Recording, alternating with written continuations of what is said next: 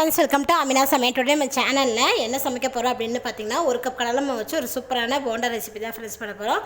பாருங்கள் ஃப்ரெண்ட்ஸ், எவ்வளோ நல்லா சாஃப்டாக இருக்குன்னு பாருங்கள். ஈவினிங் ஸ்நாக்ஸுக்கு நீங்கள் இதை போல் சூப்பராக செஞ்சு கொடுக்கலாம். கடலை மாவில் நல்லா சாஃப்டான டேஸ்ட்டான போண்டா எப்படி செய்யலான்னு வாங்க ஃப்ரெண்ட்ஸ் வீடியோவில் போய் பார்க்கலாம். வீடியோக்குள்ளே பார்க்க முன்னாடி எங்கள் சேனல் நீங்கள் இது வரைக்கும் சப்ஸ்கிரைப் பண்ணலாம், சப்ஸ்கிரைப் பண்ணுங்கள். பக்கத்தில் இருக்க பெல் ஐகானை கிளிக் பண்ணுங்கள். வீடியோவை ஸ்கிப் பண்ணாமல் பாருங்கள். ஒரு மிக்ஸி பவுலில் ஒரு கப் அளவுக்கு கடலை மாவு சேர்த்திக்கங்க. இது கூடவே ஒரு பெரிய வெங்காயத்தை பொடியாக கட் பண்ணி வச்சுருக்கேன், அதுவும் இதில் சேர்த்திக்கலாம். கூடவே ஒரு சின்ன துண்டு இஞ்சி துருவல்,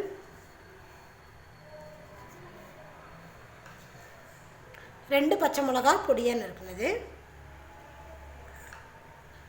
பொடியாக கட் பண்ணி வச்சுருக்கிற கொத்தமல்லி தழை,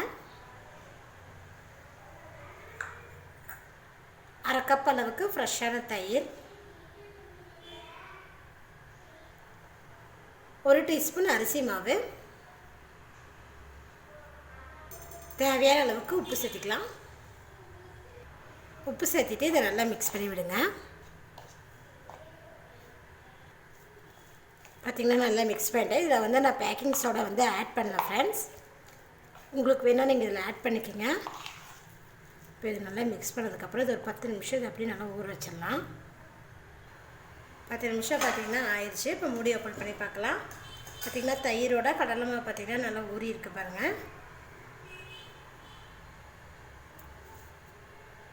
எண்ணெய் பார்த்திங்கன்னா கடையில் ஊற்றிருந்தேன், காஞ்சிருச்சு. இப்போ ஃப்ளேம் வந்து மீடியம் ஃப்ளேமில் வச்சுருங்க. வச்சுட்டு போண்டா போட்டிருக்க முன்னாடி ஒரு டைம் நல்லா மாவை மிக்ஸ் பண்ணி விட்டுடலாம். மிக்ஸ் பண்ணி விட்டுட்டு கையில் கொஞ்சமாக எடுத்து மீடியம் ஃப்ளேம்லேயே வச்சு போண்டா நல்லா திருப்பி திருப்பி போட்டு எடுத்துக்கலாம். பாருங்கள்,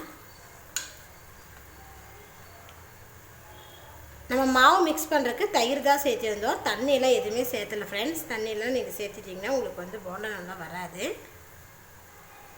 வெறும் தயிர்லேயே பார்த்திங்கன்னா கடலை மாவு நல்லா ஊறி வரணும். நல்லா புரட்டி புரட்டி போட்டிங்கன்னா தான் எல்லா பக்கமும் நல்லா பார்த்திங்கன்னா வேகும். மீடியம் ஃப்ளேம்லேயே வச்சு பார்த்திங்கன்னா போண்டா நல்லா ரெடி ஆகிடுச்சு பாருங்கள். இப்போ இதை நம்ம எடுத்துக்கலாம். கடலை மாவில் ஒரு சூப்பரான ஸ்நாக்ஸ் செஞ்சுருக்கோம் பாருங்கள் ஃப்ரெண்ட்ஸ். எவ்வளோ நல்லா சாஃப்டாக இருக்குன்னு பாருங்கள் போண்டா. ஈவினிங் ஸ்நாக்ஸுக்கு நீங்கள் இது போல் செஞ்சு கொடுங்க, ரொம்ப அருமையாக இருக்கும். எல்லாருமே நல்லா விரும்பி சாப்பிடுவாங்க. கடல் மாவு இருந்தால் நீங்களும் இந்த ரெசிபி வீட்டில் செஞ்சு பாருங்கள். செஞ்சு பார்த்துட்டு உங்கள் ஃபீட்பேக்கை சொல்லுங்கள். என்னோட இந்த வீடியோ உங்களுக்கு பிடிச்சிருந்தா லைக் பண்ணுங்கள், உங்கள் ஃப்ரெண்ட்ஸுக்கு ஷேர் பண்ணுங்கள். மறக்காமல் ஆமினா சமையல் சேனல் சப்ஸ்கிரைப் பண்ணுங்கள். நன்றி.